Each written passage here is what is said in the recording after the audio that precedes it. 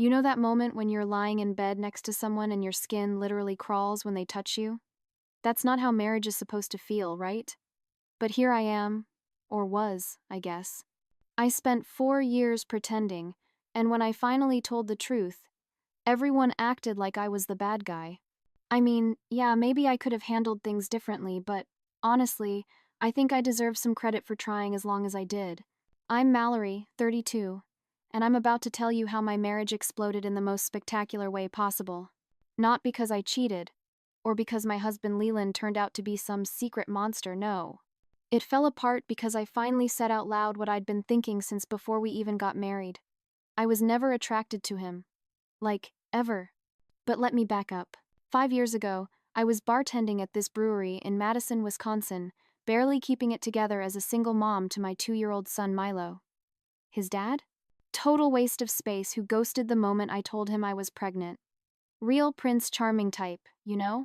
Tattoos, motorcycle, the whole bad boy package. Meanwhile, I'm working doubles, living in a tiny apartment, and trying to figure out how to afford daycare. That's when Leland started coming in. He wasn't my usual type at all. Kind of stocky, dressed like someone's dad in those awful white New Balance sneakers, and he had this dorky laugh that made him snort sometimes. But he was different. He'd come in after work, still in his construction manager clothes, and actually listen when I talked. Not like the other guys who just stared at my chest or tried to get my number. The first time he met Milo was actually an accident. My sitter canceled last minute, and my manager let me bring him to work as long as he stayed in the back office. Leland came in during a slow afternoon, and Milo wandered out right as I was serving him his usual beer. Instead of being weird about it, Leland just lit up, started making these ridiculous faces that had Milo giggling like crazy. By the end of his lunch break, they were drawing pictures together on napkins. Looking back, that's probably the moment I decided to give him a chance. Not because my heart was racing or I got butterflies, but because I watched this guy completely ignore his lunch to make my kid laugh. Do you know how rare that is? Most guys run for the hills the second they find out you have a kid. We started dating, and it was nice. Safe. Leland had a good job, his own house, and he treated Milo like a prince. He'd come over after work with groceries, cook dinner, and never complained when Milo wanted to watch Paw Patrol for the millionth time. My friends kept telling me how lucky I was, how I'd hit the jackpot. And rationally, I knew they were right. But there was always this voice in the back of my head, this little whisper that got louder every time he kissed me or tried to get intimate. I'd close my eyes and try to focus on how good he was with Milo, how he'd helped me pay off my credit cards, how he never made me feel bad about my past. I told myself physical attraction would grow over time, that being a good mom meant choosing stability over butterflies. 2 years into dating, Leland proposed. He did it at home, with Milo helping him hold the ring. He'd even taught my son to say, "Mommy, say yes." It was perfect on paper. Instagram perfect, Facebook perfect. My friends were crying when I showed them the video. My mom practically threw herself a party, so happy her wild child had finally settled down with a good man. The wedding was small. We used most of our budget on a down payment for a bigger house instead. Smart, responsible choice, right? That was my thing now. Smart, responsible Mallory. No more bartender with daddy issues making bad decisions. I was a wife, a mother, part of a real family. Leland adopted Milo right after we got married. I cried during the ceremony, and everyone thought it was from joy. Really, I was crying because I felt trapped. Here was this man, this genuinely good man, giving my son his name, promising to love us forever, and all I could think about was how I had to fake enthusiasm every time we had sex. But I convinced myself it was fine. Lots of people marry for security, right? And Leland was such a good dad. He never missed a bedtime story, taught Milo how to ride a bike, came to every doctor's appointment. He even took off work when Milo had the flu just so I wouldn't lose hours at the bar. How could I not love someone who loved my kid that much? So I played my part. The grateful wife, the reformed party girl who finally grew up and chose wisely. I smiled in photos, bragged about him on social media, told all the single moms at Milo's school how lucky I was, and I thought I could keep doing it forever. I really did. I thought wanting to cringe every time he touched me was a fair trade for stability. Turns out, Secrets like that have a way of eating at you. And when they finally come out, they don't just break hearts, they destroy whole lives. But we'll get to that part. First, you need to understand how things started falling apart, one tiny crack at a time. I guess the changes started about 3 years into our marriage. Leland got promoted to senior project manager, which meant more office time and less time on actual construction sites. At first, I was excited about the pay raise. We could finally start planning those family vacations he kept talking about. But with the promotion came all these client dinners and work stress. And Leland, well, he started getting soft. Like, really soft. It started with his face getting rounder, then his shirts getting tighter. I tried dropping hints about joining a gym together, but he'd just laugh it off and say he was cultivating mass. That's when I noticed something that made my stomach turn. He was developing actual man breasts. Not just a bigger chest, but like real man boobs that jiggled when he walked around shirtless. I started making excuses to be in bed early or wake up late, just to avoid seeing him change. Meanwhile, my best friend Tessa was going through this messy divorce and started hitting the dating scene hard. She'd show me pictures of the guys she was meeting on dating apps, and I'd feel this knot in my stomach. They all looked like the kind of guys I used to date before Leland fit, stylish, confident. Tessa would talk about amazing first dates and passionate hookups, and I'd sit there remembering how I hadn't let Leland touch me without the lights off in months. Don't get me wrong, he was still super dad, like annoyingly perfect with Milo. They had this whole routine where they'd make pancakes every Saturday morning, and Leland would let Milo help even though it meant cleaning up flour from literally everywhere. He never missed a t-ball game, knew all of Milo's friends' names, even volunteered to be room parent at school. Sometimes I'd watch them together and feel this weird mix of gratitude and resentment. Grateful that my son had such an amazing father figure, but resentful that it made it impossible for me to express how unhappy I was becoming. I started spending more time at the gym, treating myself to new clothes, getting my nails done regularly, anything to feel desirable again. Leland never complained about the expenses, just asked me to keep an eye on the budget. That drove me crazy too. Like, he could spend hundreds on Lego sets for Milo or new tools for his endless home improvement projects, but I had to watch the budget when it came to maintaining my appearance. The real wake-up call came during our summer block party. Leland was manning the grill, wearing this tight polo shirt that showed every roll. When one of our newer neighbors asked if he was expecting, he laughed it off, but I wanted to disappear. Later that night, he tried to initiate intimacy, and I actually gagged. I played it off as food poisoning, but really, I couldn't handle the way his body felt against mine anymore. Tessa became my lifeline during this time. She'd listen to me vent over wine, tell me I deserved to feel attracted to my husband, that it wasn't shallow to want a physical connection. We started going out more, girls' nights that would stretch later and later. Leland never complained. He'd just text to make sure I got home safe and have ibuprofen ready on my nightstand the next morning. His endless understanding somehow made everything worse. I found myself creating this whole separate life. At home, I was Leland's wife and Milo's mom, going through the motions, playing happy family. But when I was out with Tessa, I could be myself again. I'd dress up, flirt with bartenders, dance with strangers, then go home to my increasingly overweight husband and pretend everything was fine. The worst part? Leland tried to make things better, in all the wrong ways. He'd plan these date nights, trying to recreate our early dating days, but all I could focus on was how his wedding ring was starting to sink into his puffy finger, or how he had to undo his pants button after dinner. He'd buy me flowers, write me sweet notes, even started this thing where he'd give me foot rubs while we watched TV. But every touch just reminded me of how much I didn't want him touching me. I started picking fights over stupid things. The way he chewed, how he'd ramble about his work projects, his habit of wearing socks with sandals, anything to avoid the real issue. He'd apologize, try to do better, and somehow that made me even angrier. I wanted him to fight back, to give me a reason to be the bad guy. Instead, he just kept being Leland. Steady, reliable, increasingly overweight Leland. Looking back, I guess this was when I should have said something. Maybe if I'd been honest about my feelings, we could have addressed it. But how do you tell someone, I love you as a father to my child, but I'm repulsed by your body? How do you admit that you've been faking it since day one and it's only getting harder? So I kept quiet, kept pretending, kept going out with Tessa, and watched as the distance between us grew along with his waistline. Then came Milo's 7th birthday party.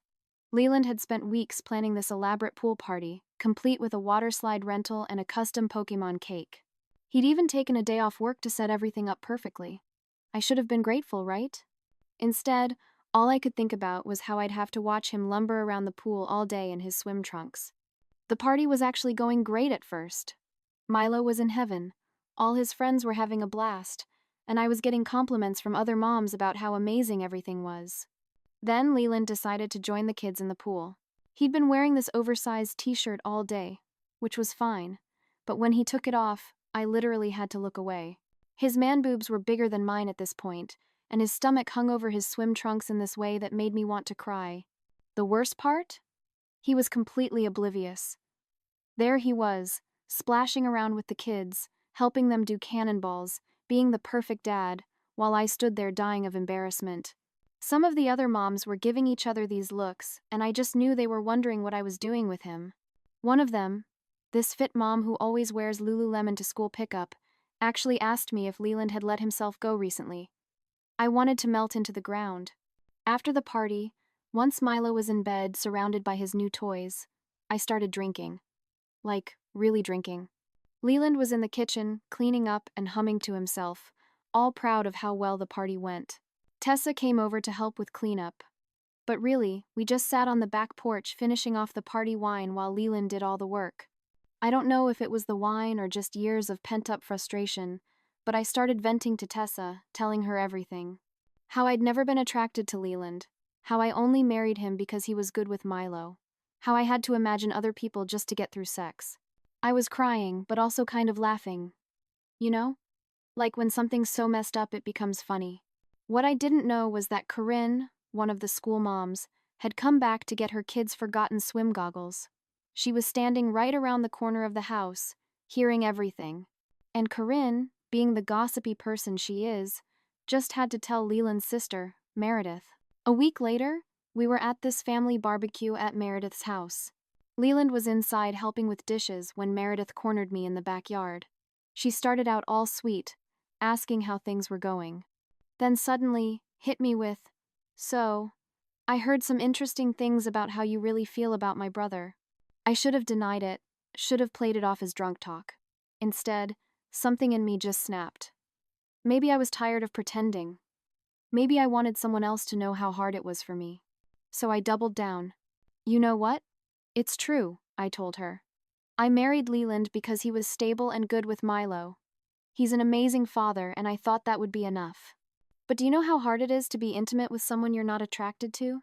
To watch them get bigger and bigger and still have to pretend everything's fine?"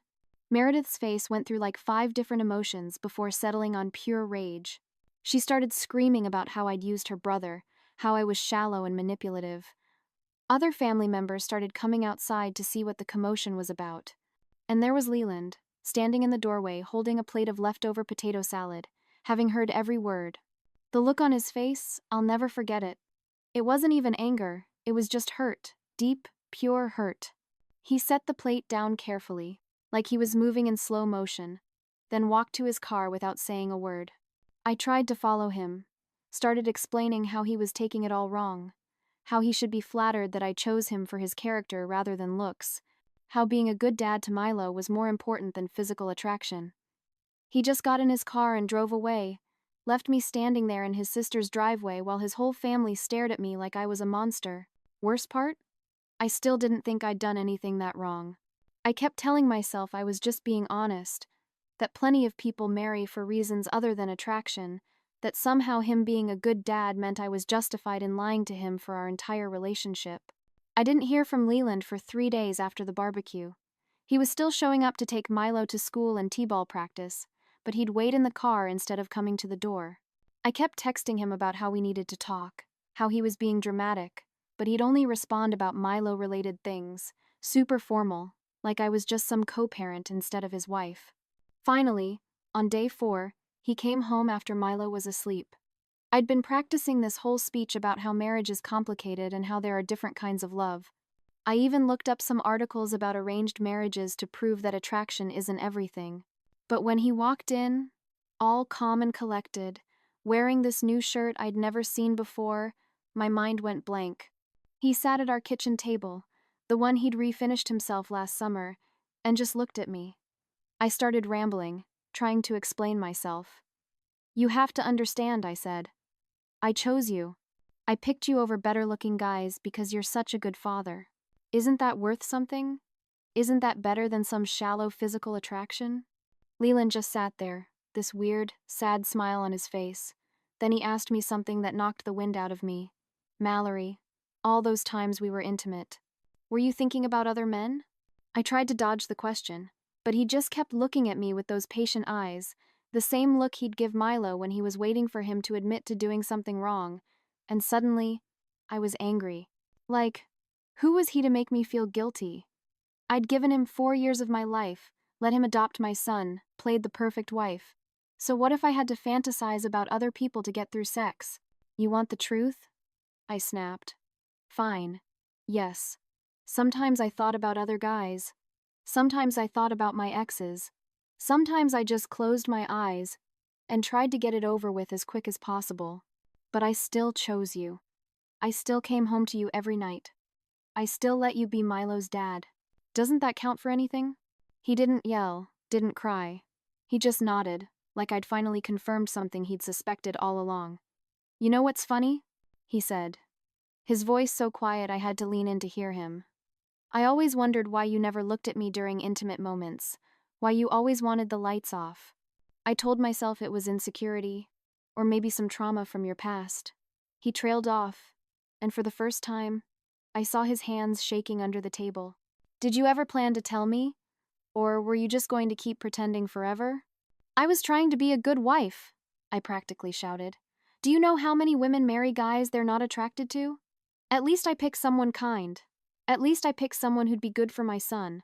"You didn't pick me," he said, standing up. "You picked a lifestyle. You picked financial security.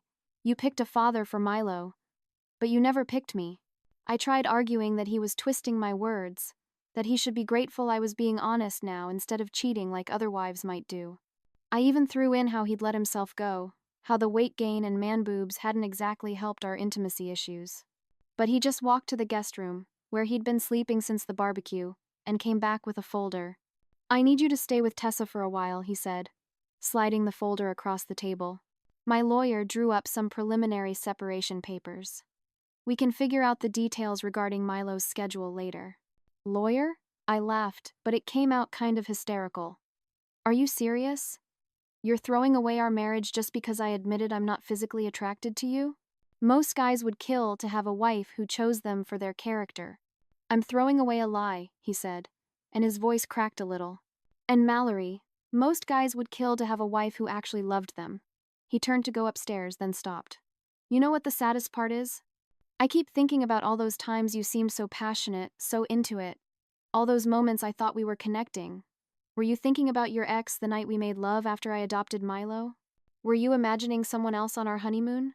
I opened my mouth to lie, to say something that would hurt him less, but he held up his hand. "Actually, don't answer that. I don't think I can handle any more honesty from you tonight." Then he went upstairs, leaving me alone with the separation papers and this sick feeling in my stomach. Not because I felt guilty, I still thought he was overreacting, but because for the first time, I realized my perfect plan might actually be falling apart. I ended up staying at Tessa's place, convinced Leland would come to his senses in a few days. I mean, who walks away from a marriage just because their wife isn't physically attracted to them? I kept telling myself he was being overdramatic, that he'd realize what he was losing. After all, I was the one who'd made him into dad material. I was the one who'd given him a family. But Leland, he was playing a whole different game. While I was posting cryptic quotes about growth and speaking your truth on social media, he was quietly dismantling our life together. First, I got a notification that he'd removed me from our joint credit cards. Then I discovered he'd documented every major purchase I'd made in the last year, all the spa days, the shopping sprees, the girls' nights that somehow always ended up on our credit card. I tried logging into our shared banking app one morning and found myself locked out. When I called the bank, furious, they told me Leland had already been there and separated our accounts. He'd even cataloged all my impulse purchases and transfers to my personal account. Who does that? The real shock came when I went home to get more clothes and found him sorting through papers in his home office. He'd lost weight stress, probably, and was wearing a new shirt that actually fit him. There were organizing boxes everywhere, each labeled with things like financial records and house documents. "What are you doing?" I asked, trying to sound casual while internally freaking out at how methodical he was being. "Getting organized," he said, not even looking up. "By the way, I've documented every time you admitted to marrying me for stability or faking attraction, including your conversation with Meredith and the pool party incident. My lawyer suggested keeping records." I lost it. Started screaming about how he was being vindictive, how he was trying to financially abuse me by cutting off access to our shared money. Mistake. Turns out Leland had been recording our conversations since the barbecue incident legal in our state, apparently. And my little outburst about financial abuse? Just more evidence for his lawyer? I tried a different approach, posting on social media about how sometimes men can't handle honest women and how financial abuse is still abuse. I thought my friends would rally around me. Instead, Leland's sister posted the full story, complete with screenshots of my drunk texts to Tessa about faking it in bed. My notifications blew up, but not in the way I wanted. Turns out people aren't super sympathetic to someone who admits to using their spouse as a glorified ATM and father figure. Even Tessa started getting weird about it. "Maybe you should have kept some things to yourself," she said one night after I showed her Leland's latest email about dividing assets. "I mean, he did adopt Milo. He's been paying most of your bills, and honestly, the financial abuse angle isn't really landing when everyone knows you spent $3,000 at Nordstrom last month." The worst part was how Leland handled Milo. He kept every commitment, never said a bad word about me, even agreed to let Milo stay with me most nights since I was living with Tessa nearby. But Milo, he started asking to spend more time with Leland, said he missed their weekend pancake routine and how Leland would help with his homework. One morning he asked me, "Why did you make Daddy Leland sad?" I had no idea what to tell him. I tried using Milo as leverage, suggesting that maybe we could work things out for his sake. Leland just looked at me with this mix of pity and disappointment. "You know what's interesting?" he said. "You keep using Milo as a reason we should stay together, but you never once mention love or missing me. Just like when we got married." Things really hit the fan when I tried to take Milo to my parents' house for the weekend without telling Leland. He documented every custody agreement we'd made since the separation, every text, every email. His lawyer sent me a warning so fast it made my head spin. Apparently, when you marry someone specifically so they'll adopt your kid and be a good father, the courts take their parental rights pretty seriously. My own friends started distancing themselves. Those same people who used to like all my Living My Truth posts were now sharing vague statuses about character and karma. One of them even messaged me privately to say she couldn't believe I'd done that to someone as genuine as Leland. As if I'd committed some horrible crime by being honest about my feelings. The divorce proceedings were a nightmare. Turns out, when you openly admit to marrying someone for their stability and ability to provide, judges don't look too kindly on your claims for spousal support. Leland's lawyer painted a pretty clear picture. I had a job, no disabilities, and a documented history of excessive spending. The fact that I'd gotten used to a certain lifestyle didn't mean Leland had to keep financing it. I had to move back in with my parents. How humiliating is that at 32? My bartending income barely covered my car payment and the credit card bills I'd racked up during our separation. Meanwhile, Leland sold our house for way more than we'd paid for it, thanks to all those home improvements he'd done. He got an apartment closer to Milo's school, complete with a room just for our son. The real kick in the teeth? Leland started getting hot. I guess stress and hitting the gym regularly will do that to you. All those things I used to hold against him, the man boobs, the belly, the dad clothes, just melted away. He started dressing better too, wearing clothes that actually fit instead of his old baggy stuff. One of the younger teachers at Milo's school actually asked him out during a parent-teacher conference.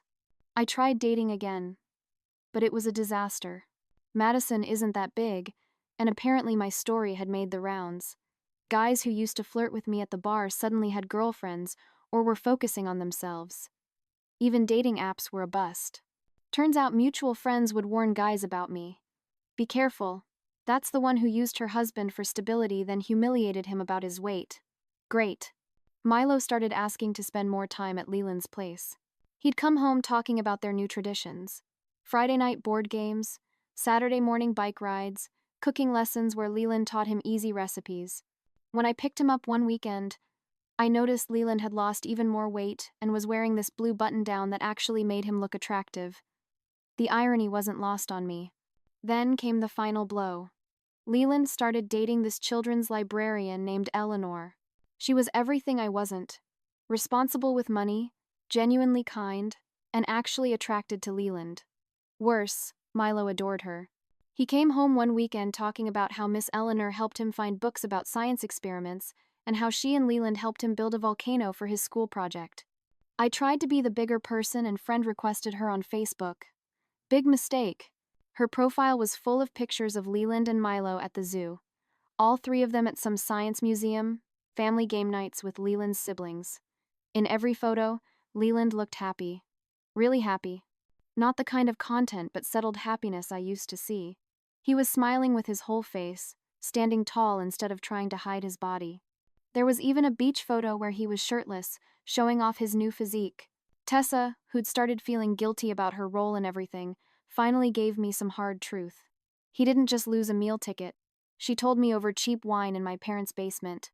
You lost a good man who actually loved you, and a father who adored your son. And for what? Because he gained some weight? Because he wasn't your usual type? Look at him now. He's got the body you wanted, a woman who appreciates him, and your son can't stop talking about their weekends together. Maybe the problem was never Leland's appearance. Maybe it was your inability to appreciate what was right in front of you. I wanted to argue, to defend myself, but what could I say? I was living in my childhood bedroom, working doubles to afford basic necessities, while Leland was thriving. My son preferred spending time with his bonus mom, Eleanor. My friends had either taken Leland's side or drifted away. Even my own parents made comments about how I'd really messed up a good thing. The worst part? Sometimes, late at night, I catch myself looking at old photos from when we first got married, before I got so focused on his weight, before I let my shallow side take over. There's this one picture of Leland teaching Milo to ride a bike, both of them laughing, Leland's arms steady on the back of the seat. He might have had a belly in that photo, might not have been the most attractive guy in the room, but the love in his eyes when he looked at our son, that was real. But hey, at least I was honest about my feelings, right? At least I spoke my truth, or whatever. Even if that truth cost me my marriage, my lifestyle, most of my friends, and the respect of pretty much everyone who knows the story. I guess karma has a way of making you realize that some truths are better left unspoken, especially when you're too shallow to appreciate what really matters.